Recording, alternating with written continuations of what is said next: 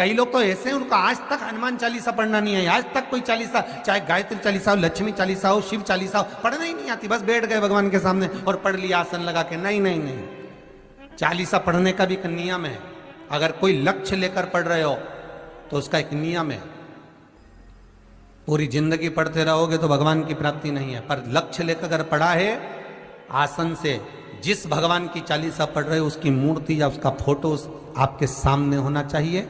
एक घी का दिया, अगर हनुमान चालीसा पढ़ रहे हो तो या तो घी का दिया जलाओ, वो भी गाय के घी का हो, भैंस के घी का मत जलाना। हनुमान जी कभी प्रकट नहीं होंगे भैंस के घी से। घी का दिया लगाइए अगर चालीसा का पाठ कर रहे हो हनुमान जी का। और बहुत ज्यादा संकट है, बहुत ज्यादा परेशानी है तो हनुमान चालीसा का पाठ करो तो तिल्ली के तेल का दिया लगाओ,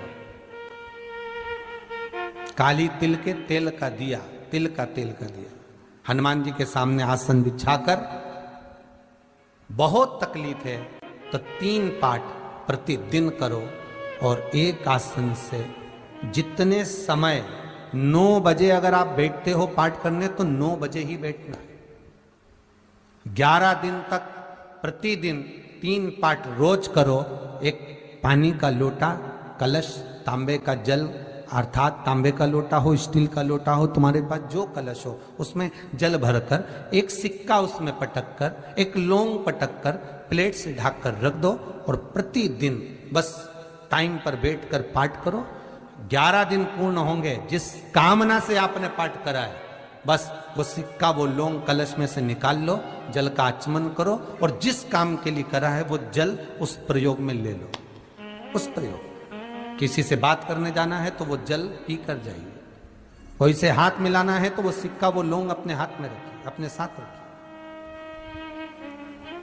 कई लोग कहते हैं हम तो बहुत दिनों से हनुमान चालीसा पढ़ रहे हैं, हम बहुत समय से राम रक्षा स्तोत्र का पाठ कर रहे हैं, हम बहुत समय से ये कर। अरे तो उसको नियम से तो करो। हनुमान चालीसा का प्रागट्य केवल एक दिल से की गई स्तुति। हनुमान जी महाराज की स्तुति, राम जी महाराज की स्तुति तुलसीदास जी ने केवल दिल से करी थी, केवल मन से। और ये नहीं कहते कि हनुमान चालीसा पढ़ोगे तभी भगवान, नहीं नहीं, आप दिल से अगर भगवान को पुकार लीजिए, आप दिल से पुकारो उसको, वो आएगा। नियम है महाराज, बहुत ध्यान दीजिएगा। पंचमुखी हनुमान का एक स्मरण, पंचमुखी हनुमान का एक भाव। महाराज जैसे बहुत ज्यादा तकलीफ अगर व्यक्ति को हो गई है, बहुत कष्टमय जीवन चल रहा है, हार गए हर जगह से और तकलीफमय जीवन चल रहा है, तो पंचमुखी हनुमान का एक शिव महापुराण का और स्कंद पुराण का एक बड़ा सुंदर मंत्र है। उस मंत्र को आप सब एक बार हमारे साथ में बोलें। ओम नमो हनुमते रुद्र अवताराय सर्व शत्रु संहारणाय सर्व रोग हराय सर्व वशीकरणाय रामदूताय स्वाहा। बस इस मंत्र को हाथ में काली तिल लेकर, एक जौ लेकर और गूगल लेकर, थोड़ा सा उसमें गाय का घी डालकर, कंडे को या अग्नि को जलाकर इस मंत्र का 11 बार 21 बार जाप कर कर अपनी कामना कर कर छोड़ दीजिए। कैसा भी रोग हो, बीमारी हो, कष्ट हो, दुख हो, तकलीफ हो, 21 दिन के अंदर वो आनंद आना प्रारंभ कर देता है। इस मंत्र, स्कंद पुराण का, शिव महापुराण का ये मंत्र मूल पंचमुखी हनुमान सुख देंगे। और एक और चीज याद रखिए हमारा, यदि कोई काम के लिए जा रहे हो, कोई व्यापार के लिए जा रहे हो या नौकरी करने के लिए जा रहे हो और लगी नहीं रही, बहुत तकलीफ पा रहे हो, सर्विस ही नहीं लग रही, बहुत कष्टमय हो गया, तो निवेदन करूंगा 5 पीपल के पत्ते पर बेसन के 5 लड्डू घर में बने हुए, गाय के घी के 5 लड्डू रख लो। उस लड्डू के बीचों बीच एक आटे का दिया और उसमें तिल्ली का तेल डालकर इसी मंत्र का प्रयोग कर कर पंचमुखी हनुमान का किसी भी हनुमान के मंदिर में जाकर, दक्षिण मुखी हनुमान के मंदिर में जाकर उसको रख कर आ जाइए। इसके बाद आप उस काम के लिए जाइए, आपका काम सफल हो जाएगा। आपको किसी को नहीं कहना पड़ेगा कि हाथ जोड़ना नहीं पड़ेगा, किसी के पांव नहीं पड़ना पड़ेंगे, तुरंत काम होगा। बस इस मंत्र का स्मरण कर कर, पंचमुखी हनुमान का भूतेश्वर जो मंत्र है वो सुख देने वाला, आनंद देने वाला, सहज नहीं महाराज, सुख की खान है, आनंद की राशि में। महाराज आप कोई बहुत बड़ा काम करने जा रहे हो, बहुत बड़ा यज्ञ अनुष्ठान, विवाह शादी आदि फंक्शन करने जा रहे हो, 4 दिन 8 दिन के लिए आप घर से बाहर जा रहे हो और आपको लगता है कि घर में ताला कैसे लगाएं, तो निवेदन है एक तांबे के कलश में जल भर लीजिए और जल भरकर उसमें थोड़ी सी काली तिल डाल दीजिए, भूतेश्वर शिव का नाम लेकर। कौन से शिव का? भूतेश्वर, शमशानवासी भूतेश्वर शिव का नाम लेकर काली तिल डाल दीजिए, कलश को प्लेट से ढक दीजिए, घर के किसी भी भाग में उसको रख दीजिए।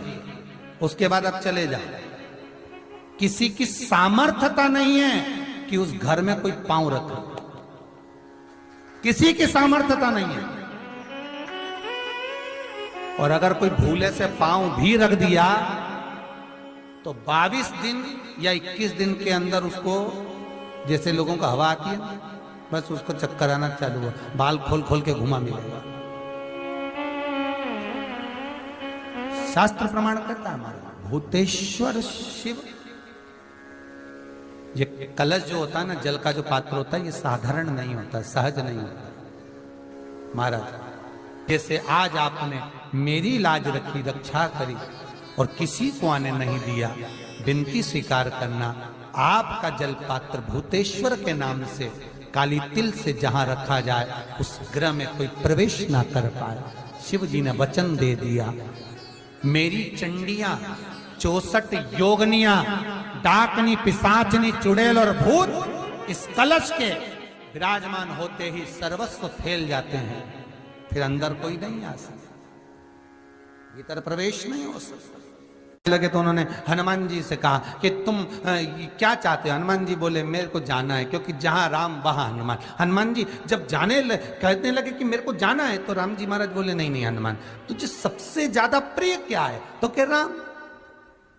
तो हनुमान तू कह रहा है सबसे ज्यादा प्रिय है राम प्रिय है, तो एक बार जिस समय देवऋषि नारद का अपमान हुआ, विश्वामित्र बाबा का अपमान हुआ, उस समय पर एक राजा ने जब अपमान करा तो तूने उसको राम नाम लिखकर एक जगह पर बिठा दिया और कहा कि तू राम नाम जपते रहे। उसने राम नाम जपा। तब हनुमान याद कर, मेरे सम्मुख में तू खड़ा था और युद्ध होने वाला था, तो तूने क्या कहा था? प्रभु आप इसको मार नहीं सकते क्योंकि ये आपका नाम ले रहा है। राम से बड़ा होता है राम का नाम, आप इसे मार नहीं सकते। तब आपने ये संवाद कहा था, हनुमान बता तेरी प्रियता क्या है? हनुमान जी कहते हैं प्रभु आपने मुझे जगा दिया, क्योंकि मुझे श्राप ये मिला था कि तू जागेगा किसी की जगाने पर, आपने मुझे जगा दिया, इसलिए है नाथ अब मैं जाना नहीं चाहता, सत्संग करना चाहता।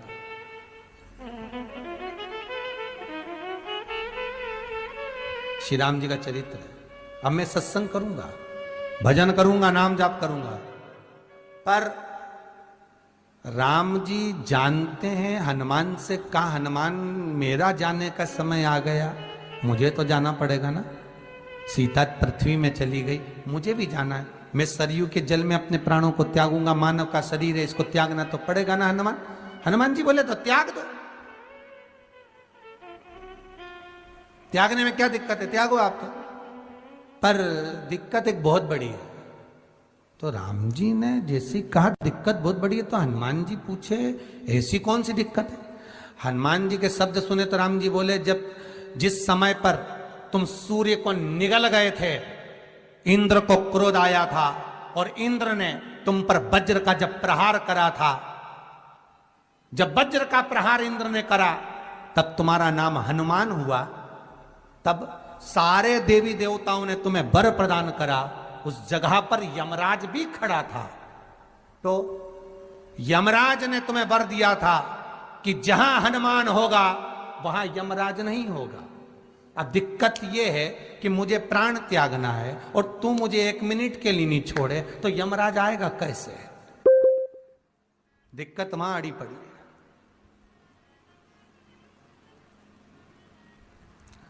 हनुमान जी मुस्कुरा के बोले राम जी महाराज से, प्रभु मैं आपके बिना रह नहीं सकता। तो राम जी बोले, मैं भी जानता हूं कि तू मेरे बिना नहीं रह सकता, पर एक काम तो कर सकता है ना। क्या? मैं अगर कोई काम बताऊंगा तो तू करेगा कि नहीं करेगा? हनुमान जी बोले, आपका काम और मैं ना करूं, ऐसा कभी हुआ? जरूर करूंगा। ठीक है। बस अब राम जी महाराज ने सोच लिया कि हनुमान को जाने से पहले काम पर लगाना। अब वो कौन सा काम था? बोलो रे भाई। हनुमान जी को कहां काम पर लगाया राम जी ने? किस जगह पर काम पर लगाया? अरे सभी ने रामचरितमानस सुनी है, खूब सुनी, जल्दी बताओ। राम जी महाराज ने प्राण त्यागते समय, सरयू जी में प्राणों को देते समय, राम जी ने हनुमान जी को किस काम में लगाया था कि राम जी ने अपने हाथ की एक मुद्रिका जिस पे राम लिखा हुआ था, वो मुद्रिका एक अयोध्या की एक सरंग में जमीन में डाल दिया और हनुमान से कहा जरा ढूंढ के लेके आ, मैं अभी घूम कर आया। और हनुमान जी तलातल रसातल भूमि के नीचे पताल में चले गए उस मुद्रिका को ढूंढने के लिए जिस पे राम लिखा है। और हनुमान जी पूछते भी जा रहे, राम कहाँ है? राम की मुद्रिका पड़ी थी, राम की अंगूठी है। अब राम का ही सत्संग करते करते जा रहे और राम जी चले गए सरयू, क्योंकि हनुमान अगर होगा तो यमराज नहीं आ सकता।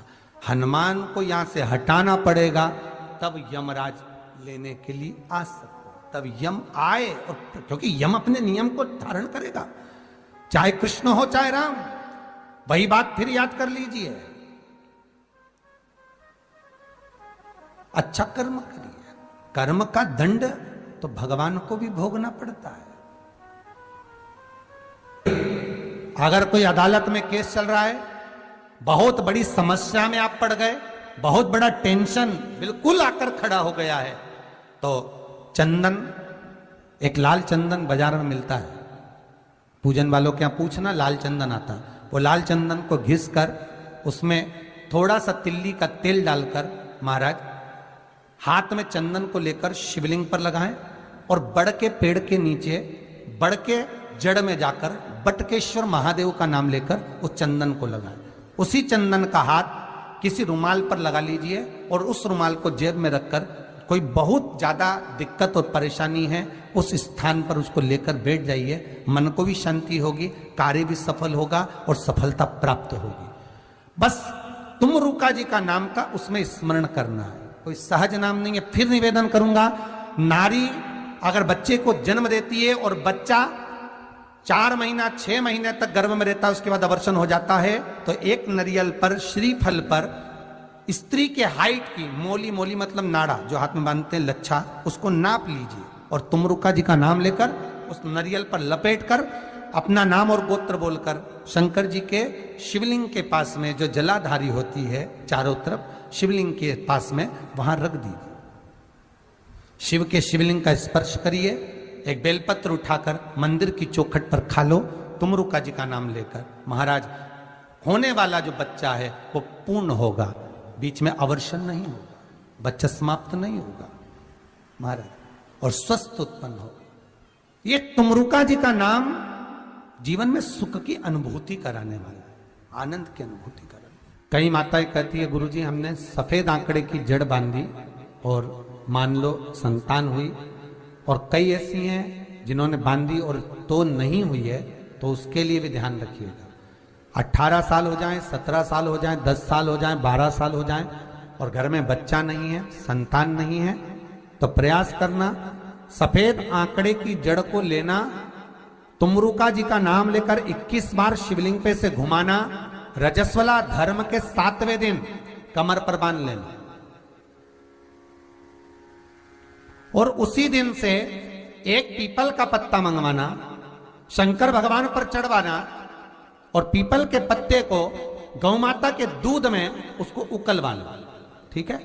उकलवाकर ठंडा करवाकर पत्ते को बाहर ठंडा करने में डाल देना।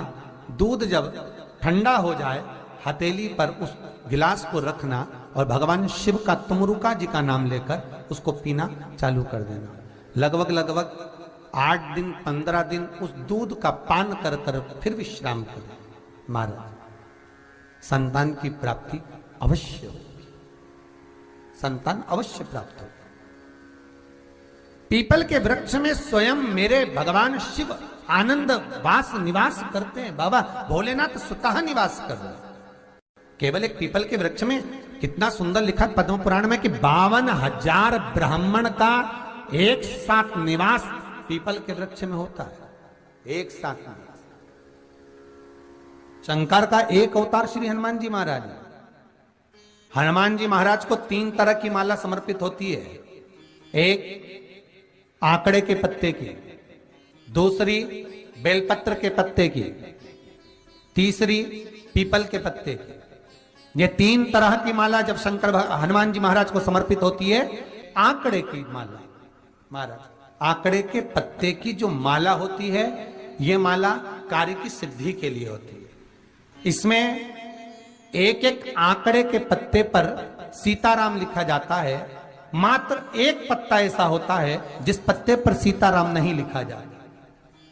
108 पत्ते में से एक पत्ता, बस उस पत्ते को हथेली में रखकर उल्टा हाथ आपको रखना है और अपनी कामना कर कर उस पत्ते को बांध देना है। ये जरूरी नहीं है कि 25 के बाद बांधो, 50 के बाद बांधो या 100 के बाद बांधो, आपकी मर्जी पड़े। उस खाली पत्ते को कहीं पर भी बांध दीजिए और उस माला को अपनी कामना कर कर श्री हनुमान जी महाराज को समर्पित कर दीजिए। माला जब हनुमान जी को चढ़ जाए तब एक घी का और एक तेल का दिया हनुमान जी के सम्मुख में लंबी बाती का लगा देना है महाराज। एक घी का एक तेल और अपनी कामना कर कर आप आ जाइए। आपकी वो कामना 2.5 महीना या 3 महीना, इससे ज्यादा नहीं जाएगा, वो कामना बाबा पूरी करेगा। क्योंकि शिव और हनुमान ये सब एक ही स्वरूप है। अगर व्यक्ति के जीवन में बहुत भारी रोग हो गया है, बहुत ज्यादा कष्ट हो गया है, कैंसर जैसी बीमारी भी अगर उसको घेर ली है और किडनी लीवर सब बेकार हो गया, तो निवेदन है पीपल के पत्ते की माला बनवाओ 108 पत्ते की और हनुमान चालीसा का हर पत्ते पर स्मरण करिए महाराज। आप हनुमान चालीसा पढ़ते जाओ, माला में गांठ लगाते जाइए और वो माला जो व्यक्ति कैंसर से पीड़ित है हाथ का स्पर्श कराइए और शंकर को चढ़ाइए। केवल अष्टमी तिथि के दिन ये माला समर्पित होना चाहिए, शुक्ल पक्ष की अष्टमी के दिन। आप 2 या 3 अष्टमी को कर कर देखिए, अपने आप दवाई लगना प्रारंभ होगी। कैंसर जैसा रोग भी धीरे धीरे समाप्ति पर आएगा महाराज। पर करना शुक्ल पक्ष की अष्टमी को ही महाराज। कोई बच्चा एग्जाम में बैठ रहा है, सीए की पढ़ाई कर रहा है, कोई बहुत बड़े एग्जाम में बैठा, पास हो ही नहीं रहा, बहुत हार गया, बेलपत्री की माला चढ़ाई। पर बेलपत्र की जो माला है वो केवल प्रदोष पर चढ़ती है श्री हनुमान जी महाराज। आप बेलपत्र की माला चढ़ाओ, 108 बेलपत्र आप श्री शिवाय नमस्तुभ्यम मंत्र का जाप कर कर गांठ लगाकर भगवान श्री हनुमान जी महाराज के सामने पहुंचकर माला को सीधी रखकर, जो व्यक्ति एग्जाम में बैठ रहा है, नौकरी के लिए, अन्य पढ़ाई के लिए, अगर कंपटीशन एग्जाम में भी बैठ रहा है, तो माला को हनुमान जी महाराज, और हनुमान जी कौन से होना चाहिए? पूर्वमुखी। हनुमान दक्षिण मुखी नहीं चाहिए, पूर्व में जिन हनुमान जी का मुख हो वो माला ऐसी समर्पित कर कर हनुमान चालीसा का पाठ कर कर 3 बार स्मरण कर कर माला श्री हनुमान जी को पहना दीजिए। ऐसा कोई एग्जाम नहीं जिसमें से आप निकल ना पाए महाराज, पर करना आपको पड़ेगा। प्रदोष का दिन होना चाहिए, प्रदोष के दिन भगवान, और प्रयास जहां तक हो सके प्रदोष काल में अगर चढ़ाएंगे तो ज्यादा फलदायी रहेगा। रतिमान, मतिमान, कैतुमान, रतिमान, ऐसे हनुमान जी के 5 भाई और तो 6 भाइयों का जन्म हुआ है। 6 भाई भगवान का भी कम नहीं देता, अधिक। और आज भी नियम है महाराज, जिसकी फैक्ट्री नहीं चलती हो, प्रॉपर्टी की आप खरीदारी बेचादारी करते हो, प्रॉपर्टी से जुड़ा हुआ काम करते हो, या लोहे से जुड़ा हुआ करते हो या फैक्ट्री आदि का कर्म करते हो, कोई मैन्युफैक्चरिंग करते हो, वो नहीं चल रहा, तो हनुमान जी के उल्टे पांव का सिंदूर लीजिए और हनुमान जी के दूसरे नंबर के भाई गतिमान का नाम लीजिए। किसका नाम लेना है? गतिमान। गतिमान का नाम लेकर फैक्ट्री के बाहर या फैक्ट्री पर एक स्वस्तिक का निर्माण कर दीजिए, हनुमान जी के उल्टे पांव के सिंदूर और गतिमान का नाम लेकर। कभी आपकी फैक्ट्री कोई काम नहीं निकालेगी, उन्नति की ओर ही लेकर जाएगी, कभी घाटे की ओर नहीं जाएगी। गतिमान का नाम, रतिमान, केतुमान, मतिमान, ये जितने भी नाम है हनुमान जी के भाइयों के, ये सब कल्याण करते हैं। एक एक नाम कल्याण करते हमारे, एक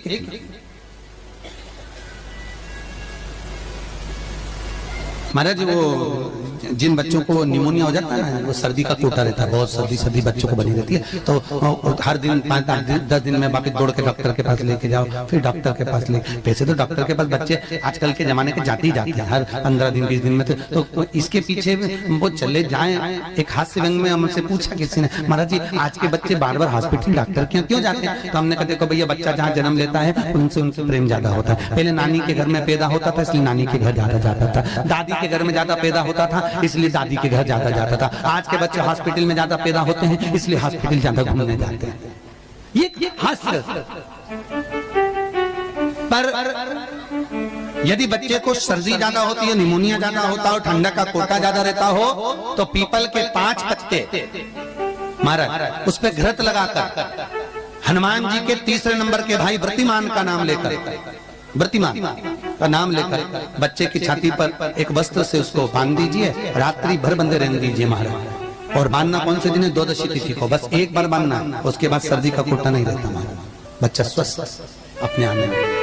व्रतिमान हनुमान जी महाराज के जितने भी भाई हैं, सबका आनंद सुख चरणारविंद का सुख देने वाला भगवान श्री हनुमान जी महाराज चैत्र की पूर्णिमा के दिन प्रकट होते हैं महाराज। पवन तनय संकट हरन मंगल मूरत रूप, राम लखन सीता सहित हृदय बसौ सुर।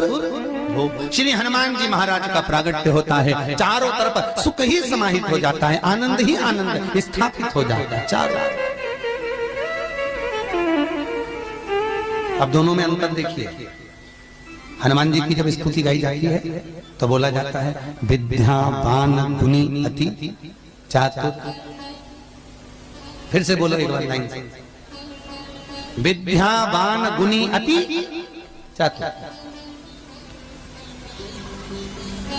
हनुमान जी विद्यावान थे और लंका का राजा रावण विद्वान था। क्या था? जम के बोलो विद्वान। ये विद्यावान, वो विद्वान। तो एक प्रश्न सामने खड़ा होता है कि विद्यावान और विद्वान में क्या अंतर है? हनुमान जी विद्यावान गुणी अति चातुर, रावण विद्वान, तो दोनों में अंतर क्या है? विद्वान ये भी विद्वत्ता से विद्वत्ता, वो भी पढ़ा लिखा, ये भी पढ़ा लिखा। अष्ट सिद्धि नवनिधि उनके पास में, इसके पास। तो फिर अंतर क्या है? तो शिव महापुराण की कथा कहती है, जिस व्यक्ति को पढ़ कर विद्या अर्जन कर हो पढ़ाई करते करते करते करते करते करते अच्छा पद जब मिल जाता है और उसको जब अहंकार आ जाता है तो वो विद्वान हो जाता है। और जिसको पढ़ कर खूब अच्छी सिंहासन भी मिल गया, उसके बाद भी उसका चित्त वृत्ति नम्र होता चले जाता है, तो वो विद्यावान हो गया। विद्वान में अहंकार है, विद्यावान में नम्रता है। बहुत ध्यान देना हमारा। कई लोगों को पढ़े लिखे थे अप टू डेट बन के हमारे बराबर कोई अहंकार आ गया, मतलब तुम विद्वान हो, बहुत विद्वान हो, मना नहीं है, तुम्हारे में विद्वत्ता की कमी नहीं है, सारे वेद पुराण शास्त्र सब तुम्हारे में भरे हुए हैं, सारी पढ़ाई लिखाई तुमने भरी हुई है, तुम बहुत विद्वान हो। पर विद्वत्ता अहंकार को लेकर जाती है, और विद्यावान का जो विद्या को ग्रहण करता है उसके भीतर नम्रता आती चली जाती है। नम्रता कोई कोई व्यक्ति ऐसा होता है जिसके पास भगवान पैसा खूब देता है तो उसको नम्रता देता है, खूब नम्रता, इतना प्रेम से बोलेगा, इतना मीठा बोलेगा, और बोले साहब और मेरे लिए कोई सेवा हो तो बता दो, और बोलिए साहब, इतनी नम्रता। और किसी किसी के पास में अहंकार इतना ज्यादा आ जाता है धन के साथ में कि वो किसी गिनते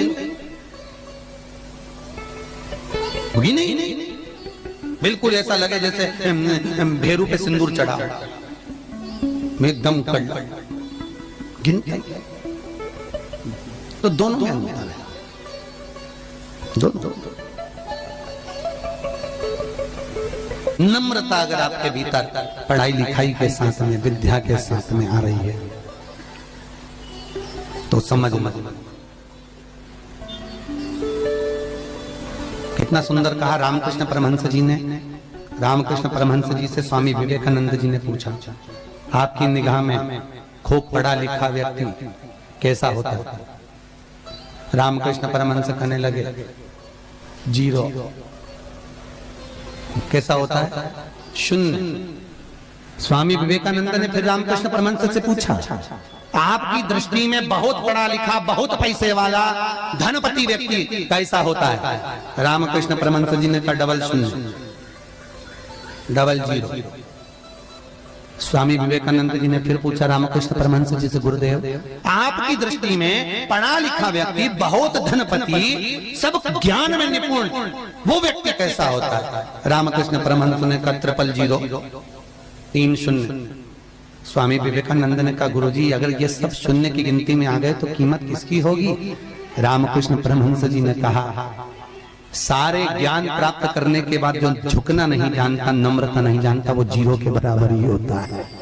और जिसके पास में धन भी है, विद्या भी है, सारी निपुणता है, और जिसके भीतर नम्रता बनी हुई है, उसके आगे एक लगा दिया जाए तो वो करोड़ों की गिनती में हो जाता है। उसके आगे एक का कई लोग बड़ी अभिमतता में जीते, मेरे बराबर कोई नहीं। और जो मैं करके मर जाता है, अगला जन्म बकरा बकरी का हो जाता है, मैं करता फिरता है।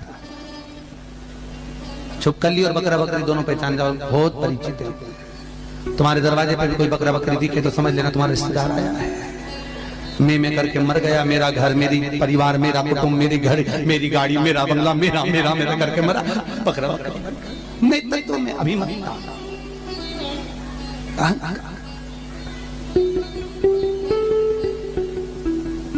गुरु नानक देव जी महाराज का शब्द याद करो, कुछ भी मेरा नहीं है, सब कुछ तेरा, सब कुछ तेरा। इसलिए बोले सोनिहाल, सब कुछ तेरा, हमारा कुछ है, हमारे भीतर कुछ है तो वो परमात्मा। हनुमान जी महाराज प्रकट हुए और अष्ट सिद्धि, कितनी? अष्ट सिद्धि, नवनिधि, कितनी निधि? 9 निधि हनुमान जी के पास में थी। अष्ट सिद्धि 9 निधि, और उस 9 निधि में सबसे ज्यादा सुंदर निधि जो दुनिया के हित की है वो है नील निधि। कौन सी निधि? 9 निधि में से एक निधि का नाम है नील निधि। अष्ट सिद्धि नव निधि के दाता, असबर दीन जानकी माता, राम रसायन तुम्हारे पासा, सदा रहो रघुपति के। आज तुम लोगों ने पुण्य करा होगा, शनिवार के दिन, पूर्णिमा के दिन तुम्हें अष्ट सिद्धि नवनिधि मिल गई। आज किस्मत वाले हो गया, भाग्यशाली। अष्ट सिद्धियां नवनिधियां प्राप्त हो गई। गाते गाते पूरी जिंदगी हो गई थी, रोज हनुमान चालीसा पढ़ते थे, रोज बोलते रहे अष्ट सिद्धि नवनिधि की दाता। अष्ट सिद्धि थी कौन सी, नवनिधि थी कौन सी? बच्चे पूछे तो बता तो सकते हो कि अष्ट सिद्धि ये है, नवनिधि ये है, और किस किस चीज का क्या क्या लाभ। अष्ट सिद्धि मालूम है? अरे जल्दी बोलो, नहीं मालूम? लिखना चालू करो बात। अष्ट सिद्धियां, पहली अणिमा, दूसरी महिमा, तीसरी गरिमा। अष्ट सिद्धियों में पहली अणिमा, दूसरी महिमा, तीसरी गरिमा। ये हनुमान जी महाराज की जो अष्ट सिद्धियां हैं, इन सिद्धियों के लिए आपको ज्ञात होना चाहिए, हनुमान जी महाराज के जब घर में तुम रोज हनुमान चालीसा का पाठ करती हो, आज एक दिन हो गया, कल दूसरा दिन हो गया, तीसरा दिन हो गया, कैलेंडर में जो पंचांगो कैलेंडर हो, उस कैलेंडर में एक निशान बनाकर रखो कि आपके 108 जब पाठ पूरे हो जाएं, तब 108 बाती आप हनुमान जी महाराज की इन अष्ट सिद्धियों के नाम से लगा दी। जिंदगी में आपका कभी बाल बांका नहीं हो सकता और आपकी उन्नति को कोई रोक नहीं सकता, यह पक्का है। अष्ट सिद्धियां, नवनिधियां, 108 जब हनुमान चालीसा के पाठ हो जाए। और कभी कभी व्यक्ति के जीवन में ऐसा भी होता है कि भाई उसको बहुत तकलीफ आ जाती है कि मेरी दुकान नहीं चल रही, व्यापार नहीं चल रहा, मेरे साथ अच्छा नहीं हो रहा, मेरे को तकलीफ आ गई, शनि बढ़ गया, ये हो गया, ढैया हो गया, 7.5 हो गया, बड़ा तकलीफ, कहीं गिर रहा, कहीं पड़ रहा। तो उस व्यक्ति को 108 पाठ एक साथ कर लेना चाहिए। आज बैठा सुबह से शाम तक 108 पाठ करके और फिर ये अष्ट सिद्धियों की बाती लगा दे। पर अष्ट सिद्धियों की जो बाती लगती है घृत में है, घी घृत, अष्ट सिद्धि। तो ये बाती तो पहली अणिमा सिद्धि, दूसरी महिमा, तीसरी गरिमा, चौथी लघिमा, चौथी लघिमा, पांचवी प्राप्ति, पांचवी क्या है? प्राप्ति। छठी प्राकंभ, छठी है प्राकंभ। सातवीं है ईर्षत्व, ईर्षत्व। और आठवीं है वशिष्ठ, आठवीं है वशिष्ठ। ये हनुमान जी महाराज की 8 सिद्धियां और 9 निधियां। पूरी हनुमान चालीसा की एक एक चौपाई में एक एक चीज से एक एक बीमारी का इलाज है, एक एक बीमारी का। महाराज हनुमान चालीसा की एक एक चौपाई से एक एक बीमारी का। हमारे जीवन को हम चौपाइयों के क्रम से एक एक शब्द का भान करें कि वो उससे हमें प्राप्ति क्या है। अष्ट सिद्धि नवनिधि किस जगह पर स्कंद जी दे रहे हैं?